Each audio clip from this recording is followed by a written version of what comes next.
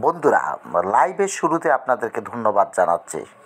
চলে আসলাম আরেকটি লাইভের জন্য অনুষ্ঠানে। তো আশা করি আপনাদের ভালো লাগবে। আজকে বন্ধুরা আমি রাশিয়া ইউক্রেন যুদ্ধের বর্তমান প্রেক্ষাপটে রাশিয়ার ওরেশনিক ক্ষেপণাস্ত্র সম্পর্কে যতটুকু আমাদের তথ্য ভাণ্ডারে আসছে তা নিয়ে একটু আলোচনা করব।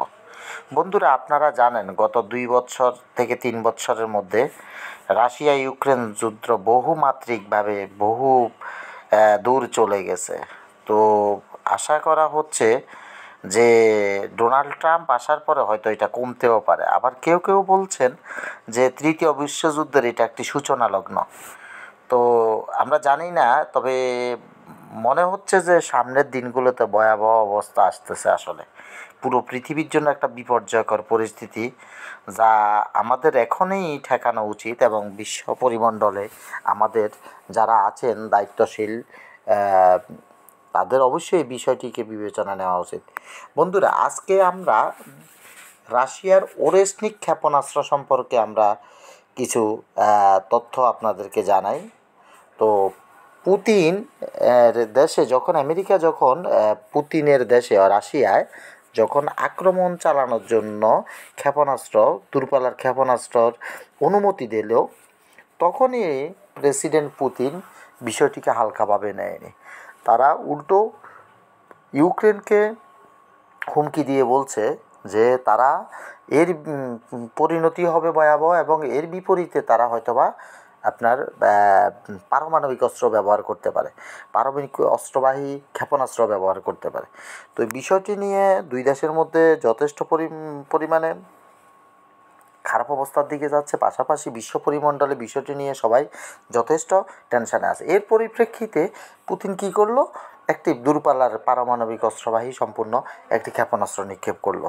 ওই ক্ষেপণাস্ত্রের নাম হলো ওরেশনিক ক্ষেপণাস্ত্র। তো যতটুকু আমরা সংবাদ মাধ্যম থেকে জানতে পারি যে ওরেশনিক ক্ষেপণাস্ত্র, পুতিনের এই বর্ণনার ক্ষেপণাস্ত্র আসলে কী এবং তা নিয়ে সুস্পষ্ট ঐক্যমত্য কারোই নেই। ওরেশনিক ক্ষেপণাস্ত্রটা কী, এটা কতদূর কাজ করে, এটা সম্পর্কে পুতিনের দেশ রাশিয়া কোনো তথ্যই সরবরাহ করেনি বিশ্ব পরিমণ্ডলে, যার জন্য বিষয়টি নিয়ে যথেষ্ট ধোঁয়াশা রয়ে গেছে। তো আমরা আজকে এটি সম্পর্কে যতটুকু জানলাম যে এটি হলো ম্যাক 11 গতিতে আগানো একটি ক্ষেপণাস্ত্র এবং উৎক্ষেপণ স্থল হলো রাশিয়ার আস্ট্রাখান থেকে 1000 কিলোমিটার দূরে অবস্থিত ইউক্রেনের দিনিপ্রোতে পৌঁছাতে এটা সময় লাগছে 15 মিনিট। চিন্তা করতে পারছেন যে 1000 কিলোমিটার প্রায় 620 মাইল, যেটা 15 মিনিটে এটা অতিক্রম করতে পারে। এবং এই ক্ষেপণাস্ত্রটিতে 6টি ওয়ারহেড থাকে, প্রতিটিতে আরও 6টি সাব মিউনিশন ছিল। ওয়ারহেড হলো ক্ষেপণাস্ত্রের সম্মুখ অংশ, যাতে বিস্ফোরক এজেন্ট থাকে। এই ওয়ারহেডগুলোর মধ্যে বিস্ফোরক থাকে, সেটা নর্মাল বিস্ফোরক আর পারমাণবিক বিস্ফোরক যাই থাকুক, ওটা ওই ওয়ারহেডের মধ্যেই থাকে এবং যা ওয়ারহেড থেকে ছোড়া হয় এগুলো একটি ক্যানিস্টারে থাকে, যা পরে মধ্য আকাশে খুলে যায় এবং বিশাল এলাকা জুড়ে ছড়িয়ে বিস্ফোরিত হয়। 6টা ক্ষেপণাস্ত্র যদি ওয়ারহেড যদি খুলে যদি এভাবে বিস্ফোরিত হয়, তাহলে বন্ধুরা বুঝতেই পারছেন যে এটা কত দূর পর্যন্ত এর বিস্তৃতি হয়। বিষয়টি যথেষ্ট পরিমাণে ভয়াবহ এবং বিষয়টি নিয়ে আমাদের বিশ্ব পরিমণ্ডলে ভাবা উচিত। বিবিসির এক প্রতিবেদনে যতটুকু জানা যায় যে এটা সত্যতা তারা পেয়েছেন এবং ফুটেজগুলো যদিও অস্পষ্ট এবং নিম্নমানের। আচ্ছা, রাতের আকাশে 6টি ফ্ল্যাশ বা আলোর ঝলক দেখা যায় এবং প্রতিটি ফ্ল্যাশেই আরও 6টি পৃথক প্রজেক্টাইল দেখা যায়। এর গতিটা কেন গুরুত্বপূর্ণ? এর গতির পুতিনের বক্তব্য অনুযায়ী ক্ষেপণাস্ত্রটি হাইপারসনিকের সংজ্ঞার উপরের স্তরে রয়েছে, অর্থাৎ যেটা হাইপারসনিক যে ক্ষেপণাস্ত্র ব্যবস্থা আছে সেটা চেয়ে উপরের স্তরে তারা এটিকে স্থান দিয়েছেন। ক্ষেপণাস্ত্রের গতি যত বেশি হয় এটি লক্ষ্যবস্তুতে তত দ্রুত পৌঁছায় এবং এর ফলে হামলার শিকার দেশটি প্রতিরক্ষামূলক ব্যবস্থা গ্রহণ করার আগেই বা পাল্টা ব্যবস্থা গ্রহণ করার আগেই ক্ষেপণাস্ত্র ওই দেশে হামলা চালায় এবং সব নিঃশেষ করে দেয়। একটি ব্যালিস্টিক ক্ষেপণাস্ত্র সাধারণত বায়ুমণ্ডলের উপরের দিকে একটি ধনুক আকৃতির পথে উঠে এবং একইভাবে বাঁকা পথে নিচে নেমে লক্ষ্যবস্তুতে আঘাত হানে। তবে লক্ষ্যবস্তুর দিকে নেমে আসার সময় ক্ষেপণাস্ত্র গতি আরও বাড়তে থাকে এবং কাইনেটিক এনার্জি বা গতিশীল অর্জন করে, আর এই গতিশক্তি আরও সুযোগ তৈরি করে দেয়। বুঝতে পারছেন, এটি লক্ষ্যবস্তুর দিকে নামার সময় নিজের গতিবিধি নিয়ন্ত্রণ করতে পারে এবং এই জন্য ক্ষেপণাস্ত্রটি বিভিন্ন ধরনের প্রতিরক্ষামূলক কৌশল নিজে থেকেই তৈরি করতে পারে, যার জন্য এটি রাডারে বা অন্য কোনো সামরিক সরঞ্জাম দিয়ে সহজে আটকানো যায় না এবং এটি আইডেন্টিফাই করাটাও অনেকাংশে দুরূহ হয়ে যায়।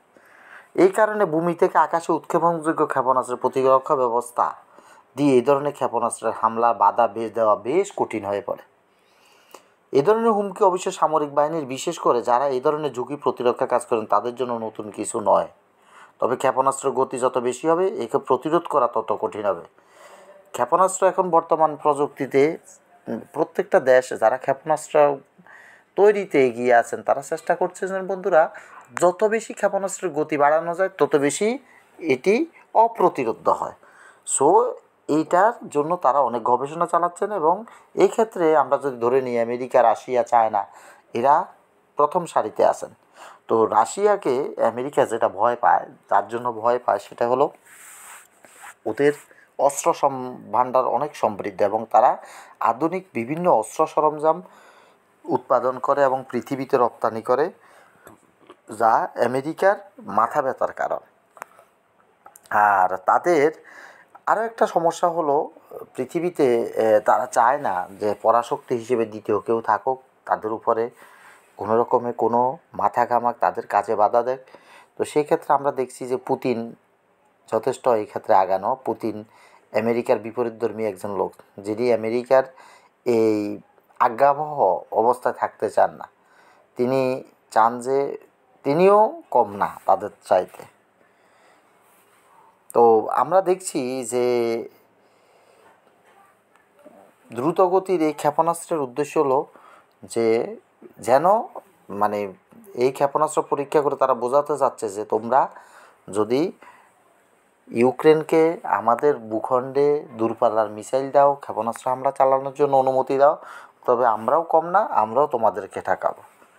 তবে এই নতুন যে ক্ষেপণাস্ত্র আছে ওরেসনিক ক্ষেপণাস্ত্র, এটার যেটা বলল যে রুশ সামরিক বিশেষজ্ঞরা বলছে যে ইলিয়া ক্রামনিক বলেন ওরেসনিক সম্ভবত মধ্যম পাল্লার ক্ষেপণাস্ত্র নতুন প্রজন্মের। এই ক্ষেপণাস্ত্রের পাল্লা 2500 থেকে 3000 কিলোমিটার বা 1550 থেকে 1860 কিলোমিটার মাইল, সম্ভবত 5000 কিলোমিটার পর্যন্ত প্রসারিত হতে পারে এবং সর্বোচ্চ 5000 কিলোমিটার দূরের লক্ষ্যবস্তুতেও এটি আঘাত হানতে পারে। তবে এটি কোনো আন্তঃমহাদেশীয় ক্ষেপণাস্ত্র নয়। এতে নিশ্চিতভাবে এমন একটি ওয়ারহেড রয়েছে যা আলাদা হয়ে যেতে পারে এবং যার প্রতিটি নিজস্ব গাইডেন্স ইউনিট বা গতিবিধি নিয়ন্ত্রণের ব্যবস্থা রয়েছে। তো আমরা যেটা বুঝলাম যে এখন রাশিয়া এবং ইউক্রেন যুদ্ধের বর্তমান যে পরিস্থিতি দেখা যাচ্ছে, এতে করে দিন দিন ঘোলাটে হয়ে যাচ্ছে সব কিছু। তো আমরা চাই যুদ্ধ নয়, শান্তি। আমরা পৃথিবীর বুকে শান্তি প্রতিষ্ঠিত হোক, মানুষে মানুষে ভ্রাতৃত্ববোধের জায়গাটা যেন পরিপূর্ণ হয়। হিন্দু, মুসলিম, বৌদ্ধ, খ্রিস্টান সবাই যেন একই সুরে একই কথা বলে, আমরা যুদ্ধ চাই না, শান্তি চাই। আমরা মানবতার পক্ষে দাঁড়াতে চাই। আমরা মানুষের কল্যাণের জন্য, পৃথিবীর কল্যাণের জন্য, সকল প্রাণীর কল্যাণের জন্য আমরা যেন কাজ করতে পারি। এই আশা ব্যক্ত করে আমি আমার লাইভটা শেষ করছি। ধন্যবাদ সবাই।